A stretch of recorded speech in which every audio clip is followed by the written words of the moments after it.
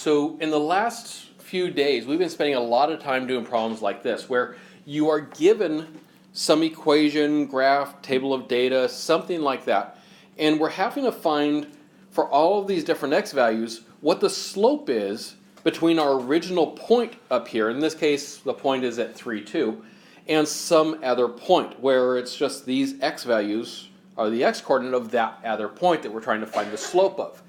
So it's always, for instance, if x is 2, it's the slope between p and q at that point. If x is 2.5, well, then we're going up to about 2.5 and trying to figure out, okay, now based on that x, what's the slope between those 2 points? And always getting closer and closer to p, because the closer we get to p, the more accurately we can be at estimating the slope of the tangent line. And then, of course, we've also been checking other points out here. So, for instance, here is x equals 4. And the slope between those is another estimation. Notice they're all getting close, but the closer we are to p, the better our estimation is of that slope.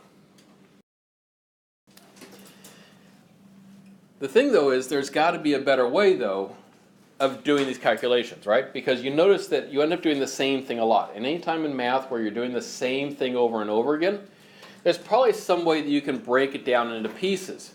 Some other method that can be used to make it not quite so tedious.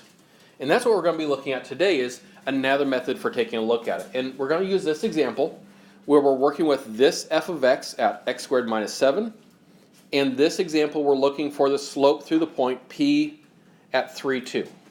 Okay, so it's this particular point that we're looking at today.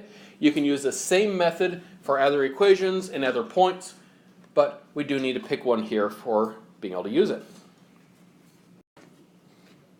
All right, so if we're trying to find the slope between any 2 points here, the general formula, of course, is delta y over delta x.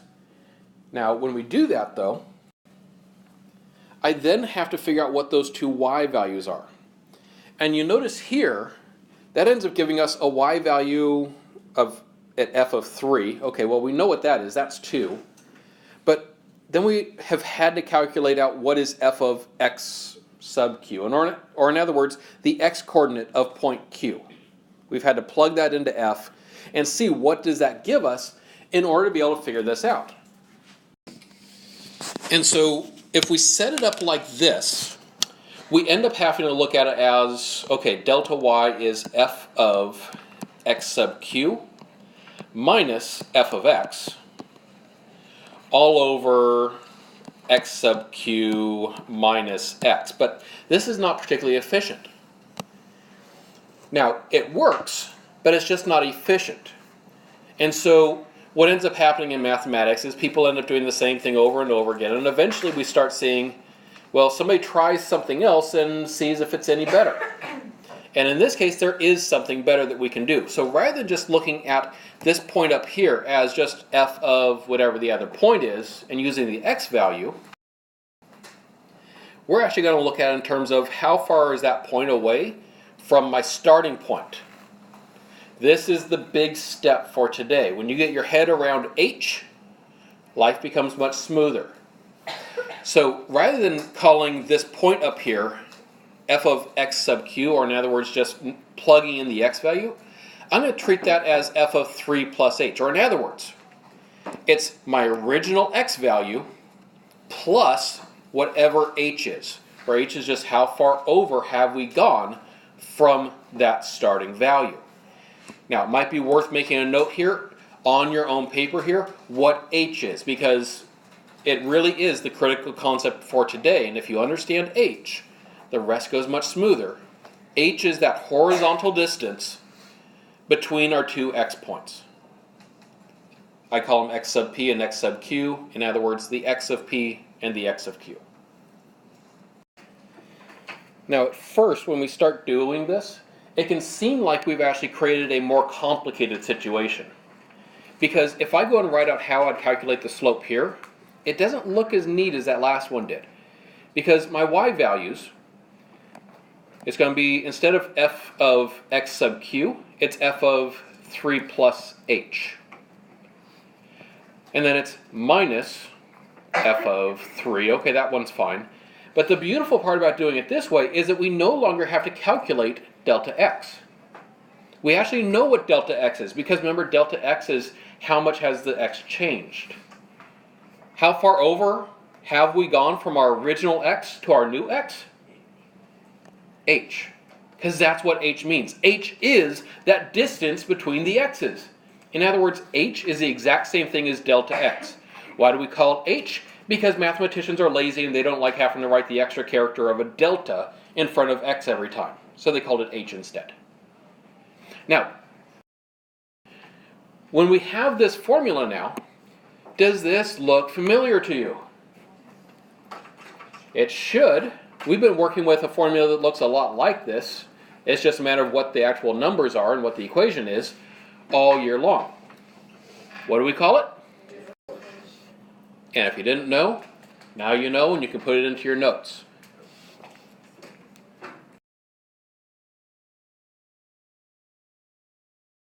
And if this is new to you, or maybe even if it isn't, you might also give yourself that little reminder, connect to where you wrote it down earlier, if you did, about what h is. Because remember that h is that horizontal units from x. It's how far over are we going to get to the other x value. All right. Now that we have difference quotient down, notice, by the way, since I'm giving it to you in your notes, this means that now you're actually going to have to know it and be able to use it. Before I always gave you the formula, now I might just say find the difference quotient. And you'll have to know that this is the formula you're plugging into. All right, so now that we know that, let's go back to our original problem that we had over here. And again, let's remind ourselves what we're looking at here. Notice here it's not x plus h, or f of x, it's 3. That's only because in this particular problem, we're dealing with a p point, our starting point, that has an x value of 3. So I've just plugged that particular coordinate in. If you didn't know what you were starting with, you'd be still using x. We just happen to know what we're starting with here. All right.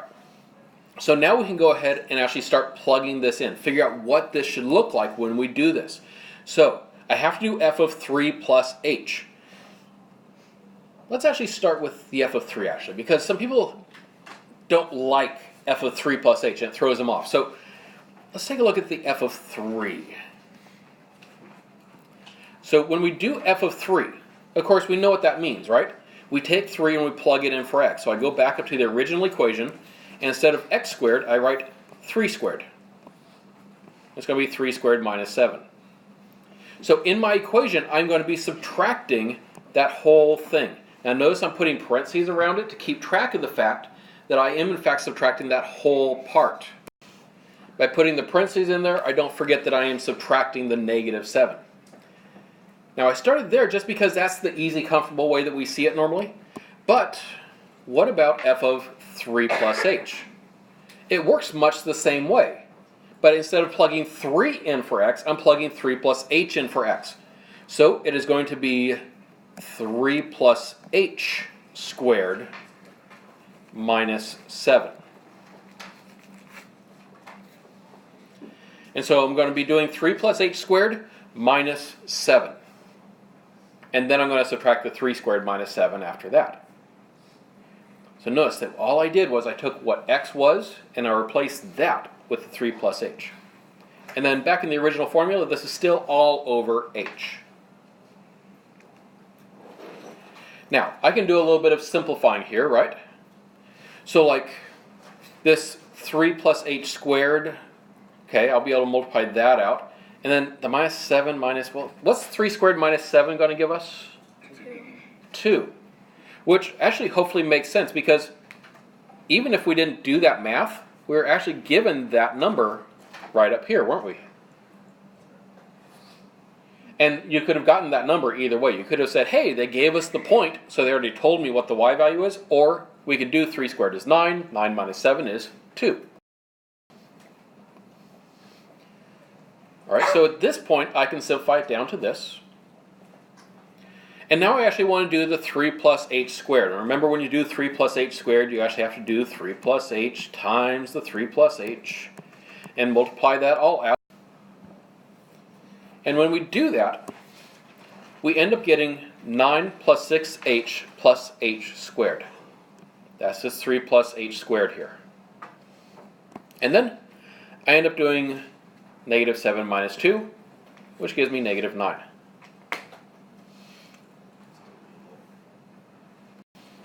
Now, having done that, I can now say, well, 9 minus 9 ends up equaling 0 to get that next line. And then once we have reached this line right here, 6h plus h squared over h, I then see, can I reduce this fraction? And by that, remember what I mean is, can I cancel the same thing out of every single term in the top and in the bottom? And in this case, it's the h that hopefully is jumping out to you. Can I actually cancel the h out of everything in the top and bottom? Yes. That's how we get 6 plus h as our final answer. And so this whole thing worked down to be 6 plus h. That is our slope. So the slope equals 6 plus h. Or more specifically, the slope between point P, which is at 3, 2, and any other point that is x units over from it. I'm sorry, h units over from that. So like, if I wanted to go over 5 units, well, 3 plus 5 would be 8. It would tell me the slope between that point and wherever that is up there, just by plugging 5 in for h, because it's all about how far over did we go. Then we now go back to the original problem we started with, where we have a table of values. Remember, these are x-coordinates. And we want to figure out what is the slope between this x and point P, because of course all of these are based on us using that particular point P at 3. Now I'm going to lead you through the first one, because there's one little detail that can sometimes be a little bit tricky to work with at first. So for this first one, I want to find the slope between P and Q. We just found a formula for that. We found out that all we have to do is do 6 plus h. The big question here is, if x is 2, what is h? So if x is 2 over here, how far away from our starting point at 3 is 2? Now, what makes this problem tricky is there's actually 2 answers in different people's heads right now. There's -1 and there's 1. So which one is it? Does the sign matter here? And because this formula is actually going to potentially change depending on which side you're on, we actually do need to consider the sign. And so if x is 2, then h is actually going to be -1. So you do include the sign. So if we're going to the left, h is going to be negative. If we're going to the right, h will be positive. But otherwise, it's just how far is that from, in this case, 3. Because that happens to be what we're dealing with here, is our starting point is 3. So your first answer, you should be getting an answer of 5. Go ahead and go through the rest of the table. Figure out the rest of those slopes. Alright, so let's take a look at what that next one would be. We'd still do 6 plus h. In this case, for 2.5, we are going left 0.5, so it's a negative 0.5. And so that ends up giving us 5.5. If I can fit it on there. Alright, and then for the next one, 2.9, that's going to be 6 plus a negative 0.1. And so we end up getting 5.9 there.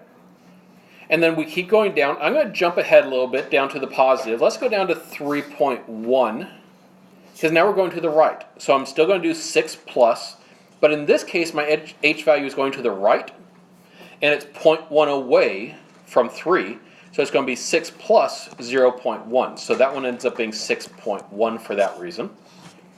And if I went to 3.5, that would be 6 plus 0.5, so that's 6.5. And then if I went to 4, which is actually the Q that we've been visualizing up there this whole time, that would end up being 6 plus 1. So the exact slope at that point is 7. And actually, to be more specific, I said at that point. I shouldn't say at that point. I should say the exact slope between 4, x equals 4, and x equals 3, the slope of that secant line, is 7. Now go ahead and take a moment, check all the values from the table now, make sure they're all correct. And these, just to set the record straight, make sure we're clear, these are the exact same values you would have found if you had gone and taken, for instance, 2.99 and plugged it in for x to figure out what your y was, and then done delta y over delta x the same way that we've been doing the long way on all these assignments up to this point, and then did the division, this is the exact answer you would get. This is just a much more efficient way to get there.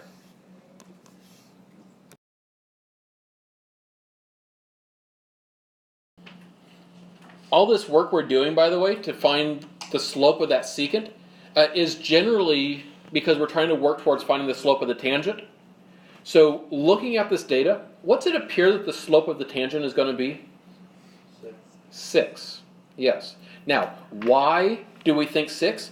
Because notice that as our values are getting closer and closer to 3, that is, of course, remember where our starting value was, as getting closer and closer to 3 over here, our slopes are getting closer and closer to 6. So the whole idea then is that we're estimating our slope as h is getting really close to what? What do we want our h close to as I estimate tangent?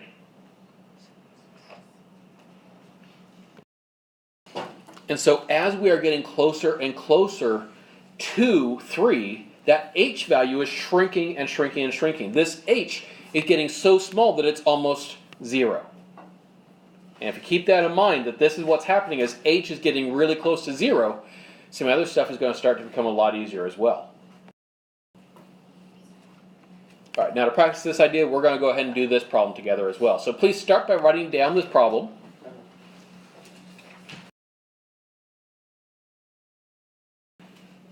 So for this problem, I know I'm going to be using difference quotient because I want to come up with a shorter formula that I can use to calculate as I go.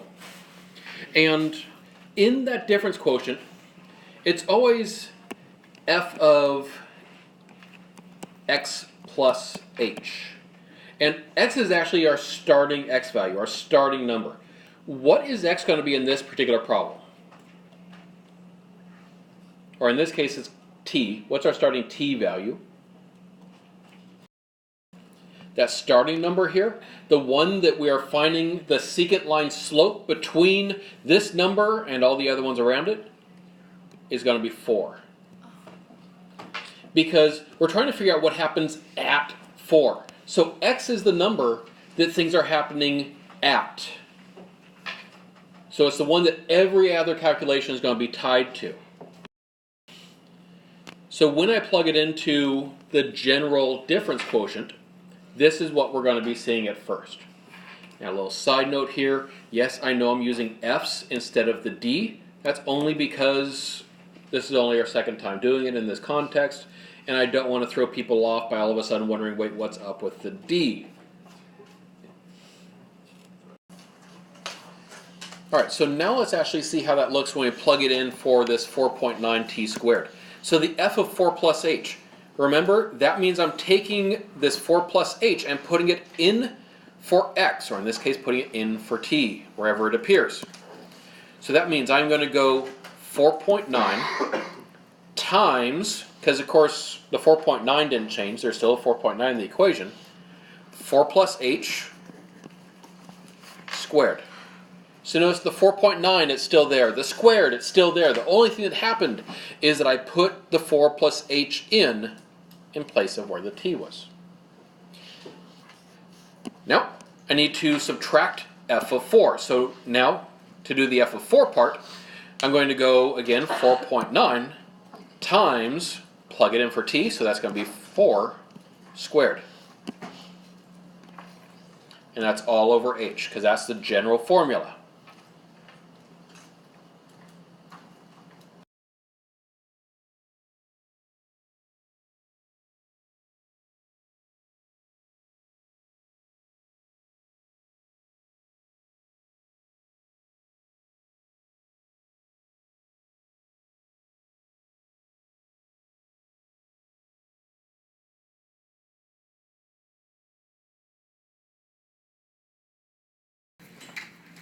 All right, here we can see what we get when we go ahead and take that next step. I do the 4 plus h squared. That gives me 16 plus 8h plus h squared down here. Then I go ahead and do the 4 squared, so that's going to give me a 16 there. And from here, it's distributing and simplifying anything I can on the top. So I'm going to have to multiply that 4.9 by 16 and by 8h and by the h squared. And then I'm going to have to do the 4.9 times 16. When all of that is said and done, this is what we should be looking at. And again, once you're correct through that point, keep working through from there and simplify it down as far as you can. Right, and so from this point then, well, I notice I can do this 78.4 minus 78.4. They just end up canceling each other out. It makes things nice and convenient. And then I can go ahead and simplify by canceling an h out of every term in both the top and the bottom. And we end up with a final answer of 39.2 plus 4.9h. That's our short formula. All right, so we did all of that work. And we can see now what that formula is, but we still don't know the answer because we were asked to figure out what would the instantaneous velocity be at this time. So in other words, I need to see what's happening here is I make these distances, these h values really, really small. What is this approaching? So like, let's take a look at a few of those here. Let's make some room. So what if h was, let's make it a really small number, 0.01. What would our slope be that goes with that? Go ahead and calculate that really quick. And so when we do that work, we plug in the 0.01 and we end up with 39.249. Okay, but I'd want to see what was happening as I got even closer. What if I tried a different h that was even smaller, like h equals 0.0001? Or what if I tried something even closer than that, with even more zeros in front of that 1? What are all these numbers going to get closer and closer to? Well, h is getting closer to 0, right? What if I plugged 0 in for h here? What would that give us? 39.2, which is actually what this was approaching as well. And so as we choose h values that are getting progressively smaller and smaller, so our distance away from our starting point is getting more and more narrowed, we end up getting closer and closer to 39.2, which then is the slope of our tangent line.